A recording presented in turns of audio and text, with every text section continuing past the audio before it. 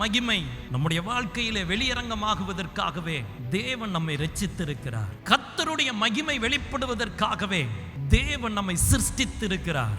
ஆனால் அநேக நேரங்களிலே தேவனுடைய மகிமை நம் மூலமாக வெளிப்படாமல் போய்விடுகிறது. தேவனிடத்திலே தேவ மகிமைக்காக காத்திருக்கும் போது, தேவனுடைய மகிமைக்காக ஏங்கிக் கொண்டிருக்கும் போது, சில நேரங்களிலே தேவ மகிமையை நாம் உணர முடியாதபடி, தேவ மகிமையை அனுபவிக்க முடியாதபடி தேவ மகிமையை விட்டு நாம் தூரம் போகிவிடுகிறோம். நம் தேவனுடைய மகிமையை விட்டு தூரம் போவதற்கு என்ன காரணம் என்று சொல்லி சில காரியங்களை தியானிக்கிறதற்கு நாம் ஆயத்தப்படுவோம். கேருபீன்கள் நடுவிலே வாசம் பண்ண வேண்டிய அந்த மகிமை, தேவனுடைய ஸ்தானமாகிய தேவனுடைய மகிமை தங்க வேண்டிய இடத்தை விட்டு வாசலுக்கு வந்து விட்டது.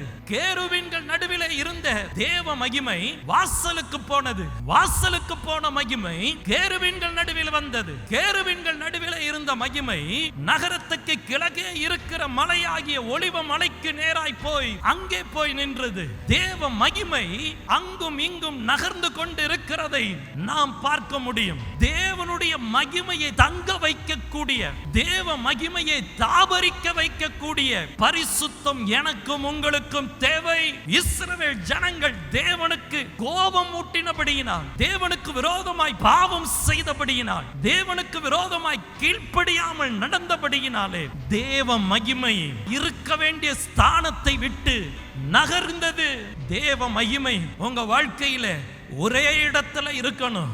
ஆனால் தேவனுடைய மகிமையை அநேகர் துக்கப்படுத்துகிறார்கள். பாவத்தினாலும் நிர்விசாரத்தினாலும் அவபக்தியினாலும் தேவனுக்கு கீழ்ப்படியாத பெருமையின் அனுபவத்தினாலும் தேவனுடைய மகிமையை அளக்களிக்கிறவர்கள் உண்டு. தேவனுடைய மகிமையை கனப்படுத்த இன்னைக்கு அநேகருக்கு பழக்கம் இல்லை. தேவனுடைய மகிமையை பராமரிக்க அநேகருக்கு தெரியவில்லை. உன் வாழ்க்கையில தேவ மகிமை இப்ப எங்க இருக்கிறது?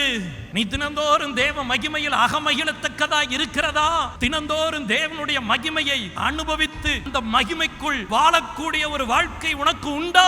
உன்னுடைய அவபக்தி, உன்னுடைய பெருமை, உன்னுடைய அஜாக்கிரதை, உன்னுடைய கவனக்குறைவினால் தேவ மகிமை இருக்க வேண்டிய ஸ்தானத்தை விட்டு தூரமாய் போய்விட்டதா? கர்த்தருடைய மகிமையை வெளியரங்கமாக வேண்டும் என்றால் தேவ பிள்ளைகள் அதற்குரிய தகுதி உள்ளவர்களாக இருக்கணும். கர்த்தருடைய மகிமை வெளியரங்கமாவதற்காகவே தேவன் நாட்களையும் பொறுப்புகளையும் வாய்ப்புகளையும் தந்திருக்கிறார். நல்ல குடும்பத்தை தந்திருக்கிறார். குடும்ப தலைவர்களே, குடும்ப தலைவிகளே, நீங்கள் கர்த்தரை கனப்படுத்தினீர்களால் தான் கர்த்தருடைய மகிமை உங்கள் வீட்டிலே தங்கியிருக்கும். அப்பொழுதுதான் உங்கள் பிள்ளைகள் உங்களுக்கு கீழ்ப்படிவார்கள். உங்கள் பிள்ளைகள் உங்களுக்கு அஞ்சி நடப்பார்கள். உங்கள் பிள்ளைகள் உங்களுடைய வார்த்தையின்படி உயர்த்தப்படுவார்கள். ஆகவே கர்த்தருடைய மகிமை தங்கத்தக்கதாய் உங்களுடைய வாழ்க்கை இருக்க வேண்டும். கர்த்தருடைய மகிமை வெளியரங்கமானதா சத்துரு பயப்படுவான். ஏன் அடிக்கடி சத்துரு உன் வாழ்க்கையில சோதனையை கொடுக்கிறான்? ஏன் அடிக்கடி சத்துரு உன் வழியில வந்து நிற்கிறான்? கர்த்தருடைய மகிமை வெளியரங்கமாகாததினாலே சத்துருவுக்கு உன் மேல பயம் குறைந்து விட்டது. கர்த்தருடைய மகிமை உன் மூலம் வெளியானால், வெளியரங்கமாகும் என்றால் சத்துரு உன்னை கண்டு நடுங்குவான். எதிர் சூழ்நிலைகள் உன்னை கண்டு நடுங்கும். அப்படிப்பட்ட வாழ்க்கை வாழதான் என்னையும் உங்களையும் தேவன் ரட்சித்து கொண்டு வந்திருக்கிறார். தேவ மகிமை வெளிப்பட வேண்டும் என்றால் இயேசுவை கனப்படுத்தணும். இயேசுவை கனப்படுத்துகிற இடத்தில் தான் இயேசு மகிமையை வெளிப்படுத்த முடியும். இந்த மகிமையினால் நிரப்பப்பட்ட இயேசு நம்மையும் மகிமைப்படுத்தக்கூடிய இயேசுவை தங்கள் இனத்தார் கனவீனப்படுத்தினார்கள். அதனால மகிமை அந்த இடத்துல வெளிப்பட முடியவில்லை. சில அற்புதங்கள் மட்டுமே செய்தார். இரண்டாவது, அவர்களுடைய அவிசுவாசத்தை குறித்து ஆச்சரியப்பட்டார். அவிசுவாசம் தேவனுடைய மகிமையை வெளிப்பட முடியாதபடிக்கு தடுக்கிறது. அவிசுவாசம் இருக்க கூடாது. அவிசுவாச செய்திகளின் நடுவிலே விசுவாச செய்தி உடையவனாய் நானும் நீங்களும் இருக்க வேண்டும். அதுக்கு தான் சாட்சி சொல்லணும். தேவன் எத்தனையோ நன்மைகளை செய்கிறாரே, எத்தனையோ மகிமையான காரியங்களை தேவ ஜனத்துக்கு ஆண்டவர் செய்கிறாரே. அதை மறைத்து கொண்டிருக்கிற ஜனங்கள் ஆண்டவரை கனவீனப்படுத்துகிறார்கள். தேவன் செய்த அற்புதத்தை ரொம்ப ஆராய்ச்சி பண்ணாதீங்க. அற்புதத்தை பெற்ற உடனே கனப்படுத்த ஆரம்பிங்க. தேவன் அந்த அற்புதத்தை உங்களுக்கு தொடர பண்ணுவார். தேவனுடைய சத்தத்தை கனவீனப்படுத்த கூடாது. தேவன் நியமித்த தேவனுடைய ஊழியக்காரங்களை கனவீனப்படுத்த கூடாது. நாம் கனவீனப்படுத்துவோம் என்றால் தேவனுடைய மகிமை வெளிப்பட முடியாது. இயேசுவே ஆனாலும் அற்புதம் செய்ய கூடாமல் போகும். அதனாலதான் தேவ பிள்ளைகள் தேவனை கனம் பண்றதுல கவனமா இருக்கணும். உங்களை சுற்றி இருக்கிறவர்களுக்கு தேவ மகிமையை வெளிப்படுத்துவதற்காகவே தேவன் தன்னுடைய பெயரை உங்க கூட சேர்த்து இருக்கிறார். நீங்க இயேசுவின் பிள்ளை. இயேசுவை அந்த இடத்துல கனம் பண்ண ஆயத்தமா இருங்க. உங்களை சுற்றி இருக்கிறவர்கள் காண வேண்டும். தேவனுடைய மகிமையை நாம் அனுபவிக்க முடியாதபடிக்கு அக்கிரமம் பிரிவினையை உண்டாக்குகிறது. உலகத்துல நிறைய பேரோட பழகி உங்களுக்கு அனுபவம் இருக்கு. தேவ மகிமையோடு பழகி உங்களுக்கு அனுபவம் இருக்குதா? தெரிந்து கொள்ள முடியாதபடிக்கு, பழக முடியாதபடிக்கு அக்கிரமங்கள் நடுவாக பிரித்து விடுகிறது. நம்முடைய அக்கிரமங்கள் தேவ மகிமையை நம்ம அனுபவிக்க முடியாம, ருசிக்க முடியாம, பார்க்க முடியாம, தொட முடியாம, ஒட்டிக்கொள்ள முடியாம, ஹல்லேலூயா, அக்கிரமங்கள் தடுக்கிறது. அக்கிரமத்தை தேவனுடைய சமூகத்தில் அறிக்கையிடுங்கள். உங்களுடைய அக்கிரமங்களை தேவனுடைய சமூகத்தில் வெக்கம் பார்க்காம சொல்லுங்க. நீங்க மறந்தாலும் உங்களுடைய அக்கிரமத்தை பரலோகம் மறக்காது. வந்துரும் அக்கிரமம், பாவம் வந்துரும்.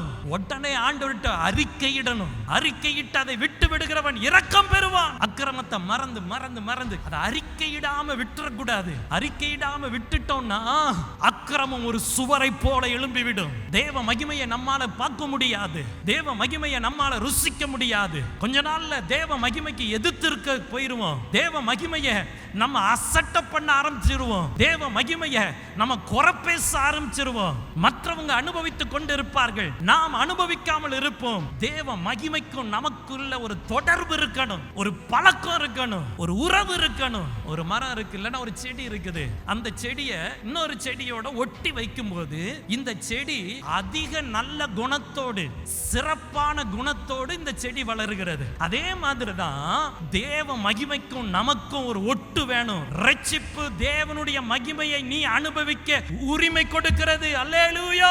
ரட்சிக்கப்படாதவன் தேவனுடைய மகிமையை அனுபவிக்கிறதுக்கு அனுமதி இல்லை. ரட்சிக்கப்பட்டவனுக்கு தேவ மகிமையை அனுபவிக்கிறதற்கு பரலோகம் அனுமதி கொடுக்கிறது. உங்கள் பாவங்களே அவர் உங்களுக்கு செவி கொடாதபடிக்கு அவருடைய முகத்தை உங்களுக்கு மறைக்கிறது. அந்த மகிமையான முகத்தை நீங்கள் பார்க்க முடியாதபடிக்கு பரலோக தேவனுடைய செவியை நம்முடைய பாவங்கள் அடைத்து விடுகிறது. பாவத்துக்கு எச்சரிக்கையா இருக்கணும். திருடனை குறித்து கவனமா இருந்து வீட்டை எப்படி நம்மை பாதுகாக்கிறோமோ அதை விட அதிகமாய் பாவத்தை குறித்து தேவ பிள்ளைகள் எச்சரிக்கையா இருக்கணும். இப்பிரபஞ்சத்தின் தேவனானவன் தேவ பிள்ளைகளுடைய மனதை குருடாக்கி கொண்டிருக்கிறான். சுவிசேஷத்தின் மகிமையை தேவ பிள்ளைங்க அனுபவிக்கணும். சுவிசேஷத்தின் மகிமையை தேவ பிள்ளைங்க இச்சிக்கணும். அல்லேலூயா. உலக மாம்சம் பிசாசை நாடி போக கூடாது. தேவனுடைய மகிமையை இச்சிக்கணும், ஆசைப்படணும். தேவ மகிமையை குறித்த ஒரு ஏக்கம் நமக்குள்ள இருக்கணும். இந்த ஏக்கம் தான் மகிமையை நம்மேல் பிரதிபலிக்க கூடியது. தேவ மகிமை நம்மேல் வெளிப்படத்தக்கதாய் தேவ பிள்ளைகள் இப்பிரபஞ்சத்து அதிபதிக்கு எச்சரிக்கையா இருக்கணும். உங்களை சூழ இருக்கிறவர்களுக்கு எச்சரிக்கையா இருக்கணும். உங்களை சூழ இருக்கிறவர்கள் இப்பிரபஞ்சத்தின் காரியங்களை உங்களுக்குள்ளே கொண்டு வந்து கொடுப்பார்கள். நல்ல காரியம் சொல்றது போல இருக்கும், பெருமையா சொல்லுவாங்க. குருடர்களுக்கு அது பெருமை, கண் திறக்கப்பட்டவர்களுக்கு அது பெருமை அல்ல. ரட்சிப்பின் சுவிசேஷம் நற்செய்தி தான் நமக்கு பெருமை. தேவனுடைய மகிமை தான் நமக்கு பெருமை. ஆண்டவர் வெளிப்படாம நீ கோடி கோடியா சம்பாதிச்சாலும் அது எல்லாம் மாயை. ஆண்டவருடைய பலத்தினாலே, ஆண்டவருடைய கிருபையின் மகிமையினாலே உனக்கு கிடைக்கிற சின்ன ஒரு பங்கும் அது இந்த உலகத்தை நிரப்பக்கூடிய பெரிய பங்கு. அந்த கல் பெயர்ந்து உருண்டு ஓடி பூமியை நிரப்பினது போல தேவன் உனக்கு கொடுக்கிற கொஞ்சம் உன் வீட்டை நிரப்பும், உன் பொக்கிஷத்தை நிரப்பும், உன் பிள்ளைகளை நிரப்பும், உன் எதிர்காலத்தை நிரப்பும். ரட்சிப்பின் சந்தோஷமே ஈடு இணையில்லாதது. தேவ சபையில் பங்குதான் ஈடு இணையில்லாதது. கர்த்தருடைய பந்தி தான் ஈடு இணையில்லாதது. தேவன் நமக்கு கொடுத்த தேவ மனிதன் தான் ஈடு இணையில்லாதது. இதெல்லாம் தேவனுடைய மகிமை வெளிப்படும்படியாய் தேவன் நமக்கு கொடுத்த பரலோக சொத்து. ஒரு நாளும் மனக்கண் குருடாகாதபடிக்கு மனக்கண்கள் தேவனால் திறக்கப்பட்டிருப்பதாக. மனக்கண் திறக்கப்பட்டது என்றால் எப்படி தெரியும் பாஸ்டர் நீங்க என்கிட்ட கேட்டா நான் உங்களுக்கு சொல்றேன். நீங்க வேதத்தை எடுத்து வாசிக்கும் போது அத்தனை வசனமும் உங்களோடு தேவன் பேசுகிறதா இருக்கும். கேட்கிற ஒவ்வொரு சத்தியமும் உங்களோடு பேசுகிறதா இருக்கும். நடக்கிற எல்லாம் உங்களுக்கானதாக, உங்களுக்கு தேவ செய்தியை கூறக்கூடிய சத்தியங்களாய் இருக்கும். அதுதான் உங்களுக்கு தேவன் உங்கள் மனக்கண்ணை திறந்திருக்கிறார் என்ற அர்த்தம். சத்தியத்தை விசுவாசியாமல் அநீதியில் பிரியப்படுறாங்க. ஒருத்தன் கீழே விழுந்துட்டா உடனே சந்தோஷம், ஒருத்தன் நஷ்டப்பட்டுட்டா உடனே கை கொட்டுறது, ஒருத்தன் தப்பா ஒன்ன சொல்லிட்டான்னா உடனே சந்தோஷம், ஆஹா சொல்லிட்டான். அநீதியில் பிரியப்படுகிற காலம் இந்த காலம். தேவ மகிமைக்கு முதுகு காட்டுகிற காலம் இந்த காலம். அநீதியில் பிரியப்படுகிறவர்கள் நீதியில பிரியப்பட மாட்டாங்க, உண்மையில பிரியப்பட மாட்டாங்க, பொய்யில பிரியப்படுவாங்க, கட்டுக்கதையில பிரியப்படுவாங்க, சத்தியத்துல பிரியப்பட மாட்டாங்க, சத்துரு விரிக்கிற வலையில பிரியப்படுவாங்க, வலை தலங்கள்ல பிரியப்படுவாங்க. தேவ பிள்ளைங்க எச்சரிக்கையா இருக்கணும். தேவ மகிமை உங்க மூலம் வெளிப்படணும். உன்னை நம்பி ரட்சித்தாரு. உன் அண்ணனையோ உன் தம்பியோ ரட்சித்திருந்தா உன்னைய விட அவன் நல்லவனா இருந்திருப்பான்.